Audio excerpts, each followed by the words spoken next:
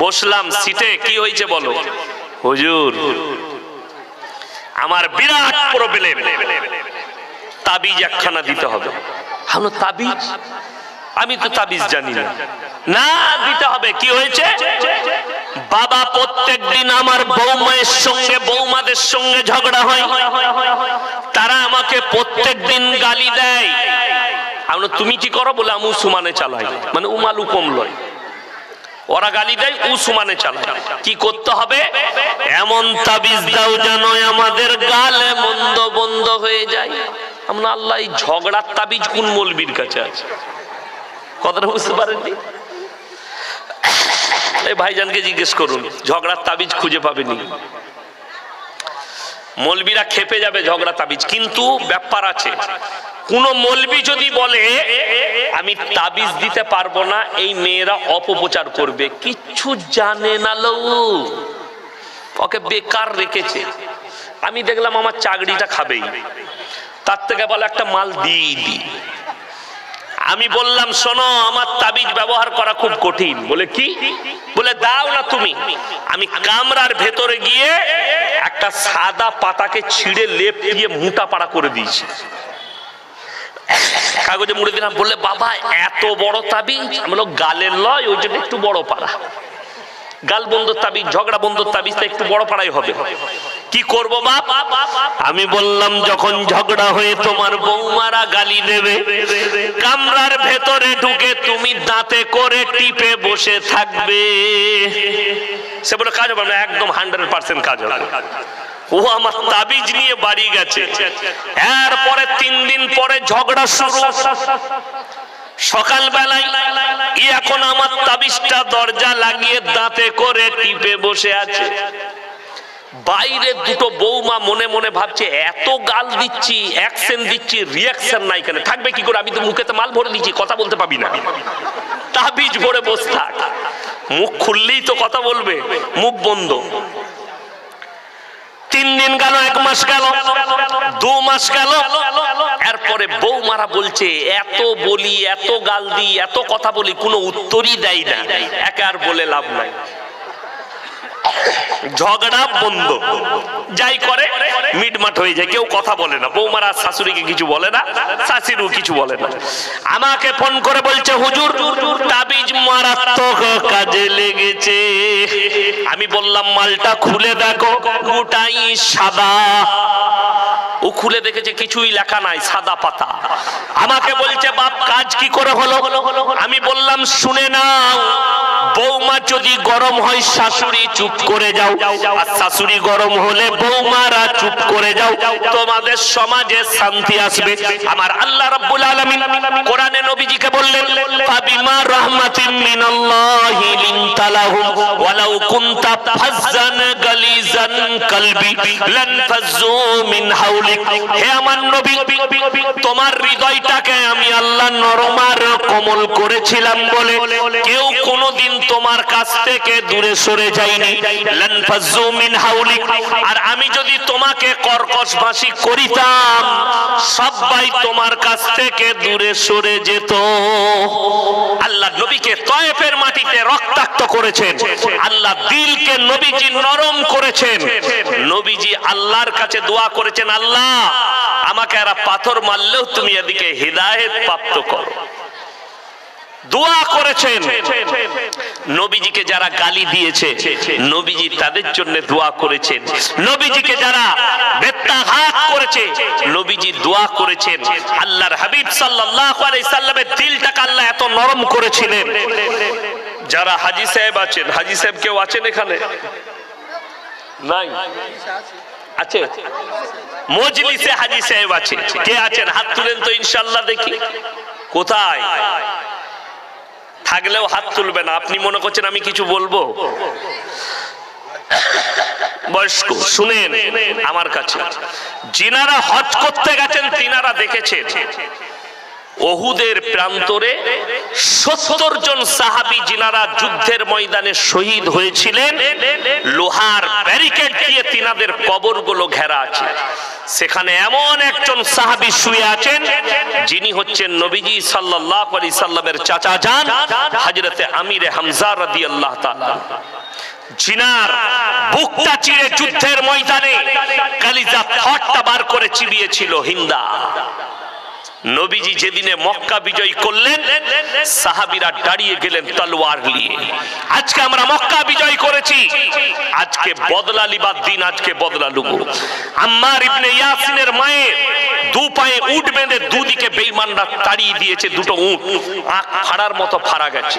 হযরতে সাইয়েদনা বেলাল হাবশির কোমরে দড়ি বেঁধে উটের পেছনে বাঁধা হয়েছে, পিঠের চামড়াটা কোমরে লেগে গেছে। আজকে আমরা বদলা লুব। আমিরে হামজার বুকটা ছিঁড়ে কালিজা থরকে চিবিয়েছে, বদলা লুব। নবীজি উঠে দাঁড়ালেন আর বললেন, সাহাবীরা বসে যাও, আমার 5টা কথার উপরে তোমরা আমল করবে। নাম্বার 1, তোমরা বৃদ্ধকে মারতে পাবে না, জোরে বলুন সুবহানাল্লাহ। নাম্বার 2, বৃদ্ধাকে মারতে পাবে না। নাম্বার 3, শিশুকে মারতে পাবে না। নাম্বার 4, আত্মসমর্পণ করলে মারতে পাবে না। নাম্বার 5, কাবা ঘরে প্রবেশ করলে মারতে পাবে না। নবীজি এলান করলেন, হে মক্কার বেঈমান কাফেররা, শোনো, আমি আল্লাহর নবী, দয়া করতে জানি, মায়া করতে জানি, ক্ষমা করতে জানি, আমি বদলা নিতে জানি না, জোরে বলুন সুবহানাল্লাহ। এটা ছিল নবীজি সাল্লাল্লাহু আলাইহি সাল্লামের আদর্শ। চলুন এরপরে বলে দিই, দলে দলে বেঈমান কাফেররা নবীজির কাছে কালমা পড়ে ঈমান আনছেন মক্কা যেদিনে বিজয়ী হয়েছে। আল্লাহ নবী সাল্লাল্লাহু আলাইহি সাল্লাম নিজের জায়গা থেকে উঠে দাঁড়িয়ে গেলেন। কেন? একটা ব্যক্তি নিজেকে ঢেকে আনছে, একজন মানুষ নিজেকে পুরো ঢেকে নিয়ে আসছে। আল্লাহ নবী সাল্লাল্লাহু আলাইহি সাল্লাম বুঝতে পারলেন ওটা অন্য কেউ নয়, সে হচ্ছে হিন্দা। আল্লাহ নবী বললেন, এ হিন্দা, তুমি কালমাটা পড়ে নাও, আমি আল্লাহ নবী, ক্ষমা করতে জানি, দয়া করতে জানি, বদলা নিতে জানি না। তুমি আমার চাচা জানের কালিজার ঠট্টা চিবিয়ে খেয়েছো, আল্লাহ তোমাকে ক্ষমা করেছে, আমি মুহাম্মদ সাল্লাল্লাহু আলাইহি সাল্লাম তোমাকে ক্ষমা করলাম। কিন্তু জেনে রাখবে, তুমি কালমা পড়েছো, মুসলমান হয়েছো, যতদিন বাঁচবে তুমি আমার সামনে এসো না, তোমার চেহারাটা দেখলে, আমার চাচা জানের কথা মনে পড়লে আমার বুকটা ফেটে যায়। নবীজি বললেন ক্ষমা। নবীজি দয়া শিখিয়েছেন। আজকে একটা মা তার সন্তানকে ক্ষমা করতে পারে না, একটা বেটা তার মাকে ক্ষমা করতে পারে না, একটা সন্তান তার বাপ যদি কিছু করে বসে থাকে আর ক্ষমা করে না, একটা বাপ তার সন্তানকে ক্ষমা করতে পারে না, অথচ সে গিয়ে মসজিদে মাথা ঠুকে বলে আমি নবীজির উম্মত। আর আল্লাহ নবী শুনেলেন সাল্লাল্লাহু আলাইহি সাল্লামের হাদিস, মুমিনদের 1 নম্বর আখলাক, এক মুমিন আর এক মুমিনকে ক্ষমা করে দেবে। জানাজার ময়দানে এলান হয় না, হয় না? ভাই, কারো কিছু অন্যায় করে থাকলে আপনারা ক্ষমা করে দিবেন, বলে না? বলে না? যদি এটা বলে থাকে আর আপনি যদি মুমিন হন, হয়তো ইয়াসিন মারা গেছে, আপনাকে আমি কষ্ট দিয়েছি, আপনি মুমিন হলে দাঁড়িয়ে বলবেন নামাজের আগে, আমি মন থেকে ইয়াসিন ভাইকে ক্ষমা করে দিলাম। আপনি যদি ক্ষমা করেন, আল্লাহর কাছে আপনি মূল্য পাবেন এবং কিয়ামতের দিন আপনাকে বড় করা হবে, ছোট নয়। জোরে বলুন সুবহানাল্লাহ। কেউ যদি ছোট হয় আল্লাহ তাকে বড় করে, কেউ যদি বড় হতে চায় আল্লাহ তাকে মুড়িয়ে ভেঙে দেয়। এটা মাথায় রাখবেন। অহংকার জমিনের উপরে করো না। রাসূলের হাদিস, যারা অহংকারী হবে তারা কোনোদিন জান্নাতে প্রবেশ করবে না। জমিনের উপরে আকার দেখিয়ে চলো না। পয়সার অহংকার, টাকার অহংকার। আজকে আমাদের সমাজে কিছু লোকের টাকা হলে তাদের চলন বেঁকা হয়ে যায়, তাদের বলা পাল্টিয়ে যায়। মানে টাকা এসছে, কোটি কোটি টাকার মালিক হয়েছে, আল্লাহ দিয়েছে, তাদের চলা বলা পাল্টিয়ে যায়। পাল্টাবেন না, ওই রকমই থাকে।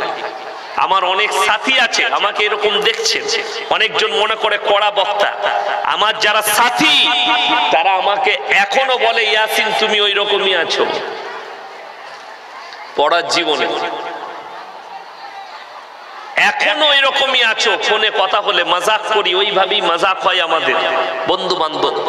আল্লাহ, আমি বক্তা হয়েছি, সে হতে পারেনি একজন মাদ্রাসার শিক্ষক, সে বলে সে আমার ছোট নয়, সে আমার নিজের ভাই, আমার সাথী। অহংকারের কিছু নাই। আজকে যারা অহংকার করে সব সময় মাথায় রাখবেন, আল্লাহর কসম, এই যে মেমোরিটা যিনি দিয়েছেন সব কৃতিত্ব সেই আল্লাহ। একটা ডাক্তার, একটা বক্তা, একটা মাস্টার, একটা মুহাদ্দিস, একটা জ্ঞানী, একটা সায়েন্টিস্ট, সবারই এই ব্রেনটা যিনি দিয়েছেন তিনি হচ্ছেন একমাত্র শক্তিশালী। আজকে আমি ইয়াসিন কথা বলছি, কালকে সকালে যদি আমার ব্রেনটা হ্যাং হয়ে যায়, আমাকে আর বক্তা ইয়াসিন বলবে না, পাগল বলবে লোকে, পাগল। তাহলে তোমার কোনোই মূল্য নাই, সব মূল্য কার? আল্লাহ। আজকে মানুষ এত বড় নির্বোধ, আল্লাহর শকর আদায় না করে নিজের বড়াই করে। চায়ের দোকানে দেখতে পাবে কারো যদি দুটো বেটা হয়, বলে এমনি নিকিবে, আমি বাপের বেটা, আমি বাপের বেটা, আমার দুটো বেটা আছে, আমি মরদ, বলে না?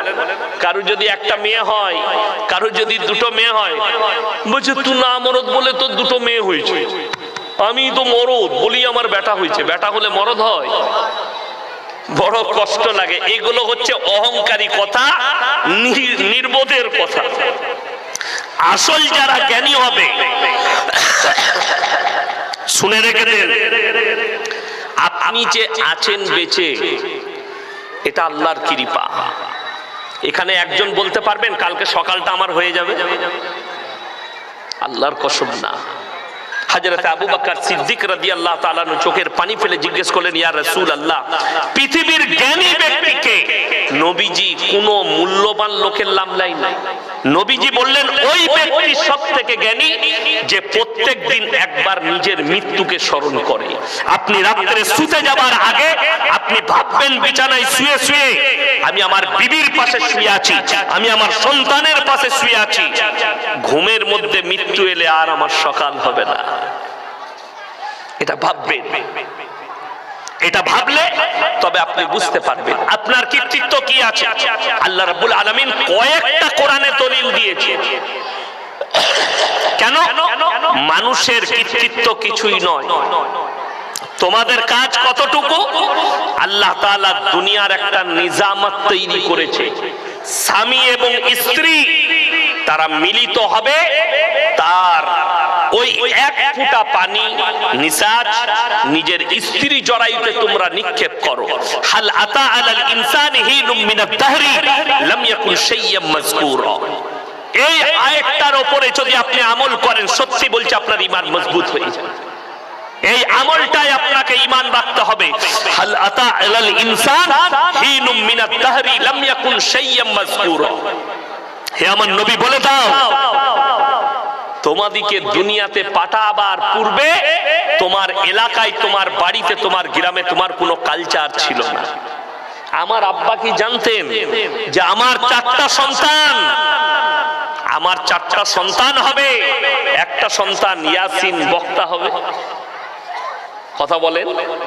আমার যারা বাপের বয়সী আছেন, যিনারা ছোটবেলায় আমার আব্বার জালসা শুনেছেন, তিনারা কি মনেও ভেবেছিলেন যে শওকত সাহেবের একটা ছেলে বক্তা হবে? আল্লাহ কোরআনে এটাই বললেন, হাল আতা আলাল ইনসান হিনুম মিনাদ দাহরি লাম ইয়াকুন শাইয়্যাম মাযকুরা। তোমাদের কালচারে ছিল না, আমি আল্লাহ দান করেছি। তোমাদের কালচারে ছিল, কেউ জানতো না। আপনার বাড়িতে একটা সন্তান হবে, সে ডাকাত হবে না চোর হবে, সে মাস্টার হবে না ডাক্তার হবে, প্রফেসর হবে না ইঞ্জিনিয়ার হবে। এটা সকলে বলুন কে জানেন? একমাত্র আল্লাহ রাব্বুল আলামিন জানেন। এটা এক নম্বর গেল। দ্বিতীয় নম্বর, আমার আল্লাহ যদি ইচ্ছা করেন বিনা বাপে সন্তান দিতে পারেন না? পারেন না বাবা? পারেন। তার দলিল কোরআনে আছে। তার এক নম্বর দলিল হচ্ছেন হযরতে ঈসা মাসিহ। আল্লাহ বিনা বাপে পাঠিয়েছেন না পাঠানো? এই বিনা বাপে পাঠানোর উপরে শুনেলেন আপনার জন্য জান্নাত কেন সহজ। আমরা আল্লাহকে কেউ দেখেছি? আল্লাহকে বিশ্বাস করি না? করি না। সবাই আল্লাহ এবং রাসূলের জন্য আমাদের প্রাণ হাজির। সকলে হাত তুলে বলুন ইনশাআল্লাহ। আমাদের প্রাণ হাজির আল্লাহ এবং রাসূলের জন্য। কিন্তু শুনেলেন ঈসা নবীর কওম, বর্তমানে যারা খ্রিস্টান বলে যারা জানি যাদিকে, তারা কেন জাহান্নামে যাবে? তার মারাত্মক কারণ হচ্ছে আল্লাহ তাআলা ঈসা মাসিহকে বিনা ভাবে যখন মরিয়মের গর্ভে পাঠালেন, কেমন ভাবে? কোরআন সূরা মারিয়াম, ওয়াজকুর ফিল কিতাবি মারিয়াম ইদিন তাবাদাত মিন আহলিহা মাকানান শারকিয়্যা। মরিয়ম যখন নিজের পরিবার বর্গর কাছ থেকে নিজেকে পবিত্র করে পূর্ব দিকে এক স্থানে নিজেকে পর্দা করে নিল, একটা ঘরের মধ্যে বন্দী করলো। فاتخذت من دونهم حجابا فارسلنا اليها روحنا فتمثل لها بشرا سويا। আমি আমার জিবরিল আমিনকে প্রেরণ করলাম, তুমি তার গৃহে প্রবেশ করো মানুষ রূপে, আর তাকে একটা সুসংবাদ দাও বাচ্চা সন্তানের, আমি আল্লাহ তার গর্ভে আমার নবীকে প্রেরণ করতে চাই। মরিয়ম বললে, আমাকে পুরুষ মানুষে স্পর্শ করেনি, আমি কোনো ব্যভিচারিণী নই, আমি কারোর সঙ্গে ব্যভিচার করিনি, আমার বাচ্চা কেমন করে হবে? আমার আল্লাহ ধমক দিয়ে বললেন, মরিয়মকে বলে দাও কুন ফায়াকুন, আমি খালি বলবো হয়ে যা, আমার জন্য ওটাই যথেষ্ট। জোরে বলুন সুবহানাল্লাহ। আল্লাহ রাব্বুল আলামিন জিবরিল আমিনকে বললেন, তার শরীরে স্পর্শ করো না, তার আস্তিনটা টিপে ধরো, তার হাতেতে ফুম মারো, আমি আল্লাহ আমার কুদরত ফুঁকে দেব। হাতে শুধু ফুম মেরেছেন, সঙ্গে সঙ্গে 9 মাসের গর্ভবতী। জোরে বলুন সুবহানাল্লাহ। পৃথিবীর মানুষের কাছে আল্লাহ তাআলা কয়েকটা মারাত্মক দলিল দিয়েছেন। আল্লাহ যাকে ইচ্ছা করেন তার দ্বারা কাজ নিতে পারেন, পারেন না? নাম্বার 1, ইউসুফ নবীকে যখন ফাঁসানো হয়েছিল, কার সাক্ষী প্রযোজ্য হয়েছিল? একটা শিশু বাচ্চা। আল্লাহ বললেন, হে আমার ইউসুফ ইশারা করো। ওটা মনে রাখবেন। মরিয়মে ছাড়লাম, ঈসা নবী তো মনে রাখবেন। আবার আমি ওখান থেকে বেরোইছি, আবার এসে ঢুকবো। ওই জন্য মেয়েদের চক্রান্ত খারাপ চক্রান্ত, কঠিন চক্রান্ত, নারীদের চক্রান্ত। আমি কেন পর্দা করতে বলছি? নারী আর পুরুষ, মেয়েদের চক্রান্ত খারাপ চক্রান্ত। আপনি দেখবেন অনেক আমাদের সমাজে বিচার হয় না? পার্টি অফিসে ডেকে, ক্লাবে ডেকে বিচার হয়। কেন? বললে কি ব্যাপার? বললে অমুকের বাড়িতে একটা মেয়ের সঙ্গে একটা ছেলে ধরা পড়েছে। মেয়ের বাড়িতে ছেলে ধরা পড়ে না পড়েছে, বিচার হয়। দোষ কার হয়? ছেলের। আমাদের সমাজে এমন খারাপ অবস্থা, সব সময় বড় গাড়ির দোষ হয় না? পুরুষরা আমরা হচ্ছি বড় গাড়ি, ওই জন্য দোষটা একই। যেমন রাস্তায় একটা মোটরসাইকেল ওয়ালা গাড়ির তলায় ঢুকে যায়, দোষ কিন্তু হয় বড় লরিওয়ালা। ঠিক বললাম না? 4 চাকার সঙ্গে মোটরসাইকেল অ্যাক্সিডেন্ট, মোটরসাইকেল ওয়ালা এসে মারছে, দোষ হচ্ছে 4 চাকাওয়ালা। একটা সাইকেল ওয়ালা এসে মোটরসাইকেলের সামনে ঢুকে গেল, দোষ হচ্ছে মোটরসাইকেল, যেহেতু এর গাড়িটা বড়, তাই না? এই আমাদের সমাজের যত দোষ, পুরুষের নারীর কোনো দোষ নাই। এটা হচ্ছে সমাজের বিচার ব্যবস্থা আমাদের। আপনাকে বুঝাই, ইউসুফ নবী জুলাইখা কিন্তু ইশারা করছে, যখন নিয়ত খারাপ হলো তার উপরে। দেখতে এত সৌন্দর্যদা, আল্লাহ রূপ ঢেলে দিয়েছে ইউসুফ নবীকে। জানেন এইখানে কোরআনে আছে, ইন্নাশ শাইতানা লিল ইনসানি আদুব্বুম মুবিন। শয়তান হচ্ছে মানুষের প্রকাশ্য দুশমন। আপনি চান না, আপনি এখানে বসে আছেন, আপনাকে শয়তান উস্কানি মারছে, আর শুনতে হবে না, চ পালিয়ে চ। ঠিক বললাম না ভুল বললাম?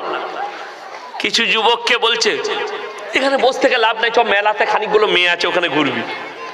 এ শয়তান ওয়াসওয়াসা দেয়। শয়তান হচ্ছে, দেখবেন রমজান মাসে তারাবি পড়েন না? ঠিক দেখবেন 4 রাকাত না হতে শয়তান বলে ঘুমা যাবে, আর পড়ে কি করবি? ঠিক বললাম না? শয়তান ঘুম পড়ায়, আর ঘরে গিয়ে বিছানায় শুবেন আর ঘুমাইবেন। এটা শয়তানের কাজ, মানুষকে ভালো কাজ থেকে সরানো। এটা কার কাজ? শয়তানের কাজ। নেক কাজ থেকে মানুষকে পাপের দিকে ঠেলে দেয়া, এটা শয়তানের কাজ। কেন বলে দিই, ইউসুফ নবীর যারা ভাই ছিলেন, যতগুলো ভাই, শয়তান তাদেরকে ধোঁকা দিয়েছিল। দুটোর মধ্যে একটা কাজ করো, তোমরা যদি বাপের ভালোবাসা পেতে চাও, ইউসুফকে মার্ডার করে দাও। আব্বাকে গিয়ে বলছে, কেন? ইউসুফ নবীর আব্বা ইয়াকুব নবী, তিনি জানতেন আমার এই ছেলেটা পয়গম্বর হবে, তিনি একজন নবী, কখন জানতে পারলেন? ইউসুফ নবী যখন বলছেন ইজ ক্বালা ইউসুফু লিআবিহি আবাতি ইন্নী রাআইতু আহাদা আশারা কাওকাবা ওয়াশ শামসা ওয়াল কমারা রাআইতুহুম লি সাজিদিন। হে আমার আব্বা জান, আমি রাতের অন্ধকারে স্বপ্ন দেখলাম 11টা নক্ষত্র, চন্দ্র এবং সূর্য আমাকে যেন সিজদা করছে। জোরে বলুন সুবহানাল্লাহ। এই বাচ্চা ছেলের স্বপ্ন দেখে ইয়াকুব নবী বুঝতে পারলেন আমার এই ছেলেটা কোনো সাধারণ নয়, আল্লাহ একে পয়গম্বর তৈরি করবেন। এই স্বপ্ন আশ্চর্য স্বপ্ন হচ্ছে একটা পয়গম্বরের নিশানা। ইউসুফ নবীকে যখন ভালোবাসতে লাগলেন, বাকি ভাইদের হিংসা হলো। আমাদের সমাজে অনেক ছেলে আছে, দেখবেন বাপ যদি ছোট ভাইকে ভালোবাসে, বাকি ভাইদের একটু কষ্ট হয়, হয় না? হয় না?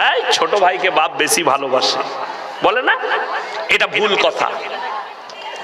ভালো সবাই কি বাসে, একজনের প্রতি মহব্বত একটু বেশি হয়। কি বুঝলে? আমার দুটো মেয়ে, কিন্তু ছোট মেয়ের প্রতি আমি একটু দুর্বল, বেশি ভালোবাসি। বড় মেয়েকে ভালোবাসি না তা নয়, সেও আমার কলিজার টুকরা। এটা মানুষের দুর্বলতা। ইয়াকুব নবীর দুর্বলতা হলো ইউসুফ নবীর যখন এই ঘটনা জানতে পারলেন স্বপ্ন, মহাব্বত বেড়ে গেল ইউসুফ নবীর প্রতি। শয়তান বললে এই বাপের যদি ভালোবাসা পেতে চাও, একে যে কোনো প্রকারের রাস্তা থেকে হাঁটাতে হবে। এরপরে শয়তান চক্রান্ত দিল, তোমরা বাপকে ফুসলিয়ে একে বাজারে নিয়ে যাও। বাজারে গিয়ে কি কয়, একে বনেতে জঙ্গলে নিয়ে যাও ছাগল চড়াবার বাহানায়। ইয়াকুব নবী বললে তোমরা একে দেখতে পারবে না, লক্ষ্য রাখতে পারবে না, অর্থাৎ একে নিয়ে যাওয়ার দরকার নেই। তারা বললে আব্বা আমাদের উপরে বিশ্বাস নেই, আমরা এত বড় ভাই আছি, আমরা অবশ্যই একে লক্ষ্য রাখবো, আমাদের সঙ্গে খেলা করবে। নিয়ে গেলেন, চক্রান্ত শুরু। তাদের মধ্যে ভোট হলো। বেশিরভাগ জন বললে ভাইকে মার্ডার করো না, কুয়োর মধ্যে ফেলে দাও। ভোটেতে বেশি কারা জিতলো, কুয়োর মধ্যে ফেলা। আর কিছু কিছু ভাই বললে না, মার্ডার করে দাও, একবারই সরিয়ে দাও, বলে কুয়োয় ফেলে দিলে এমনি মরে যাবে। কিন্তু আল্লাহর কসম, আল্লাহ যাকে হেফাজত করবে পৃথিবীর কেউ তাকে মারতে পারবে? কেউ কোনোদিন তাকে মারতে পারবে না। এইটা বিশ্বাস রাখা মুসলমানের ঈমান। ইউসুফ নবীকে কুয়োর মধ্যে ফেলে দিল তার ভাইরা, আর জামাটাই ছাগল জবাই করে রক্ত মাখিয়ে এনে বাপের কাজে হাজির করলো। বাপ কাঁদতে লাগলেন, জামাটা বাপের হাতে ধরালো। আমরা তো খেলা করছিলাম, আর আমরা ইউসুফকে বলেছিলাম আমাদের কাপড় জামাগুলো দেখবি। বাগে এসে তাকে তুলে নিয়ে গিয়ে খেয়েছে, দেখো তার জামাটা ছিঁড়া খুঁড়া। ইয়াকুব নবী কাঁদছেন, ওয়াজাওয়ালা কমিসিহি বিদামিন কাদিব ক্বালা বাল সাওয়ালাত লাকুম আনফুসুকুম আমরা ফাসাবরুন জামিল আল্লাহুল মুস্তাআনু আলা মা তাসিফুন। ইয়াকুব নবী বললেন আল্লাহই ভালো জানে আমার সন্তান কোথায় আছে। ইয়াকুব নবী বুঝতে পারলেন আল্লাহ নিজের নবীকে কোনোদিন ব্যত্যাঘাতে বেঘাতে মৃত্যু দেবে না। কেন? তার এক নম্বর দলিল হচ্ছে ইউনুস নবীকে মাছে পেটে নিয়েছে, আল্লাহ হুকুম দিয়েছে যখন ইউনুস নবী দোয়া পড়েছে লা ইলাহা ইল্লা আনতা সুবহানাকা ইন্নী কুনতু মিনাজ জালিমিন, আল্লাহ মাছকে হুকুম দিলে আমার নবীকে তুমি 40 দিন পেটে রাখবে দরিয়ার মধ্যে, কিন্তু আমার নবীকে তুমি হজম করতে পারবে না। হজম করতে পারিনি। জোরে একবার বলুন না সুবহানাল্লাহ। আল্লাহর হুকুম দোয়া পড়ার কারণে।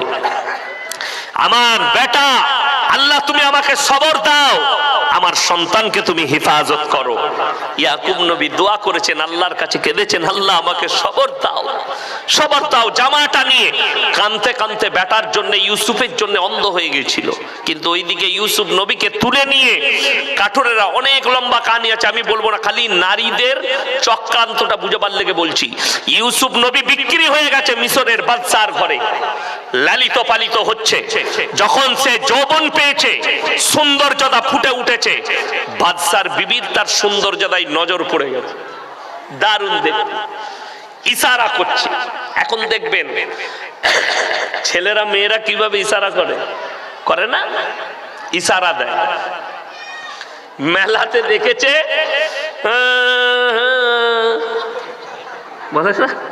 কি বললেন, এখনকার প্রেম কিন্তু আলাদা, আপনারা বুঝতে পারবেন না, যুবকরা জানে। ফোন নম্বর দরকার হলে কাগজে ফোন নম্বর লেখে ফেলে দিয়ে ফোন করবি। কিন্তু ইউসুফ নবীকে বারবার ইশারা করছেন, প্রেমের ইঙ্গিত দিচ্ছেন, কিন্তু ইউসুফ নবী কোনো রেসপন্স দেয়নি। নবী পয়গম্বর যখন দেখলে কোনো কিছুতে কাজ হচ্ছে না, তখন ইউসুফ নবীকে বললেন, আমার গোলামকে আমার কামরায় ডেকে দাও। কামরায় এসছে, নিজেকে বেবস্ত্র, অকালাত হাইতালা, আমার দিকে অগ্রসর হও আর মনের বাসনা কামনা পূরণ করো। ইউসুফ নবী বললেন, কলামাযাল্লাহ ইন্নাহু রাব্বি আহসানা মাসওয়াই ইন্নাহু লা ইউফলিহুজ জালিমিন। আমার আল্লাহ আমাকে কুয়ো থেকে তুলে বাদশার ঘরে লালিত পালিত করেছে, আমি কেমন করে নিজের ওপরে জুলুম করতে পারি? ওগো আল্লাহ, এই জালিম নারীর হাত থেকে তুমি আমাকে হেফাজত করো। দরজা লক করা আছে। আল্লাহ বললেন, হে আমার ইউসুফ, তুমি ছুটতে শুরু করো, দরজাতে হাত লাগাও। দরজা খোলার দায়িত্ব আমার আল্লাহর। জোরে বলুন সুবহানাল্লাহ। যেমনি দরজা খুলেছেন, সামনে বাদশা হাজির, পেছনে বেবস্ত্র অবস্থায় বাদশার বিবি জুলেখা, মধ্যখানে ইউসুফ নবী, জামার পেছন দিক ছিঁড়ে গেছে, সামনে বাদশা হাজির। এরকম যেমনি নিজের স্বামীকে দেখেছে, কি শুরু করলেন? নাটক। হে বাদশা, দেখো তোমার গোলাম তোমার বিবির সাথে কি খারাপ কাজ করছিল। ইউসুফ নবী তো অবাক, ইউসুফ নবী অবাক। দেখবেন আমাদের দেশে হয়, সারা রাত একটা লোক তার ঘরে ঢুকে আছে, সারা রাত ঢুকে আছে।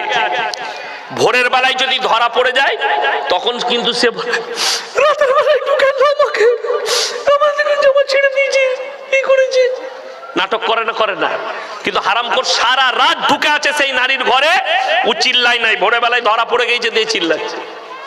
এটা হচ্ছে নাটক। আমাদের যারা বিচারক আছেন তারা ভালো করে শুনবেন, যারা বিচার করেন।